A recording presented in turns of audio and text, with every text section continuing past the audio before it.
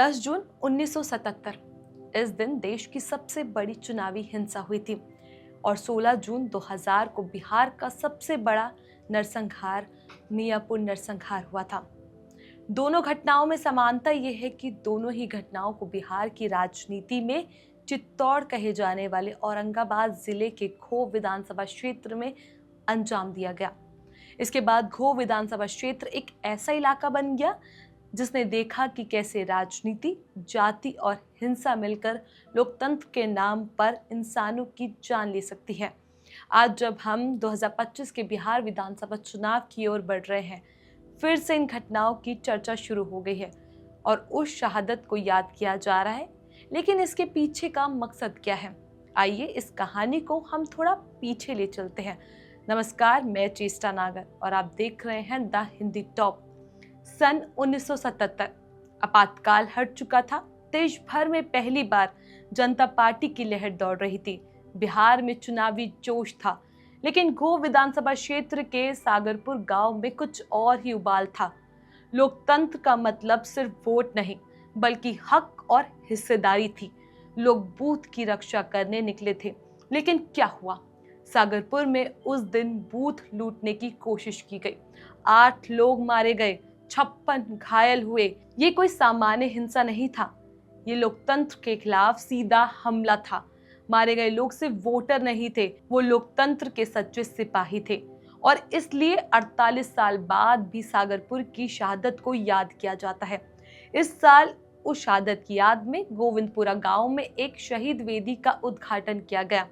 लेकिन ये कार्यक्रम सिर्फ एक श्रद्धांजलि नहीं था, इसके पीछे एक और राजनीतिक पटकथा थी। अब आइए आपको ले चलते हैं मियापुर। 16 जून 2000 बिहार में आरजेडी की सरकार थी। माओवादियों और रणवीर सेना के बीच खूनी संघर्ष चरम पर था। उसी दौरान औरंगाबाद के मियापुर गांव में रणवीर सेना के हथियारबंद लोगों ने रात के अंधेरे में धावा बोला। गांव के 35 दलितों को बेरहमी से मार डाला। ना कोई सुनवाई, ना कोई दया। गांव की गलियां खून से लाल हो गई और माएं अपने बेटों की लाश पर रोती रही। मियापुर नरसंहार सिर्फ एक जातीय हिंसा नहीं था, यह उस तंत्र की विफलता थी जो हमें सबसे कमजोर नागरिकों की रक्षा नहीं कर सका। 25 साल बाद भी हर साल मारे गए दलितों को श्रद्धांजलि दी जाती है, लेकिन क्या वाकई उन्हें इंसाफ मिला? अब जब बिहार फिर से चुनावी मोड़ में है, मियापुर और सागरपुर की शहादत को दोबारा जीवित किया जा रहा है। आयोजकों ने मंच को अराजनीतिक दिखाने की कोशिश की है, लेकिन हकीकत ये है कि ये कार्यक्रम गो की राजनीति में दलित पिछड़े उभार को धार देने की रणनीति का हिस्सा था। मंच से दिए गए भाषणों में लोकतंत्र की रक्षा, सामाजिक न्याय और जाति व्यवस्था पर खुलकर बात की गई। दिल्ली यूनिवर्सिटी के पूर्व ऑफिसर डॉक्टर लक्ष्मण यादव ने कहा कि बूथ लूट की शक्ल बदल गई है, सोच नहीं बदली। पहले लोग बंदूक से बूथ लूटते थे, अब झूठे वादे और लालच देकर वोट लूटते हैं। ये बयान साफ इशारा करता है कि लोकतंत्र आज भी खतरे से बाहर नहीं है और इसे बचाने की लड़ाई आज भी जारी है। पूर्व केंद्रीय मंत्री डॉक्टर कांति सिंह ने कहा कि वोट लूट अब हथियार से नहीं, भावनाओं से होता है। जाति, धर्म और झूठ का जाल बिछाकर सत्ता में आने वाले सत्ता में आकर फिर जनता को भूल जाते हैं। उनके इस बयान से ये साफ हुआ कि आज के शासक केवल पुराने समती ढांचे की तरह सत्ता को पकड़ में लाना चाहते हैं। वहीं बिहार विधानसभा के पूर्व अध्यक्ष उदय नारायण चौधरी का भी यही कहना है। रानी हो या मेहतरानी, सबका वोट बराबर है। लेकिन समानती सोच आज भी जिंदा है, बस उसने चोला बदल लिया है। अब ये वोट लूटते हैं, लेकिन नए तरीके से। उनका कहना था कि मारे गए लोग सिर्फ अपने गांव को नहीं, बल्कि लोकतंत्र को बचा रहे थे। इन बयानों और श्रद्धांजलियों के बीच एक बात साफ होती है, गो विधानसभा का ये इलाका जातीय चेतना, सामाजिक न्याय और सत्ता के संघर्ष का मैदान बन चुका है। तो क्या ये सब केवल श्रद्धांजलि थी या इसके पीछे चुनावी गणित था?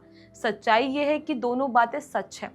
मियापुर और सागरपुर की घटनाएं इतिहास है, लेकिन उन्हें कैसे, कब और किस मकसद से याद किया जाता है, ये वर्तमान की राजनीति तय करती है। अब सवाल ये उठता है कि क्या ये वाकई शहादतों की याद है या एक नई जातीय ध्रुवीकरण की शुरुआत? क्या इसे सिर्फ एक समिति कहा जाएगा या आगामी चुनाव समीकरणों की रणनीति?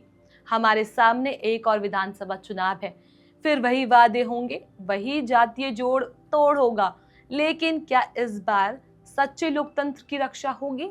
क्या मियापुर के दलितों और सागरपुर के लोकतंत्र के रक्षकों की कुर्बानी हर बार की तरह इस बार भी जाया जाएगी या उनके नाम पर सचमुच कोई ईमानदार नेतृत्व उभरेगा? इन सवालों का जवाब आपको देना है, वोट से, सोच से और सही नेता को चुनकर। क्योंकि लोकतंत्र सिर्फ एक दिन की वोटिंग नहीं, ये शहादतों की विरासत है जिसे समझना और निभाना अब हर जनता की भी जिम्मेदारी है। आपको ये वीडियो कैसा लगा हमें कमेंट सेक्शन में जरूर बताएं। ऐसी और वीडियो के लिए आप हमारे चैनल द हिंदी टॉप को सब्सक्राइब कर लें, साथ ही बेल आइकन दबाना ना भूलें। इसके अलावा आप हमें एक्स, फेसबुक और इंस्टाग्राम पर भी फॉलो कर सकते हैं।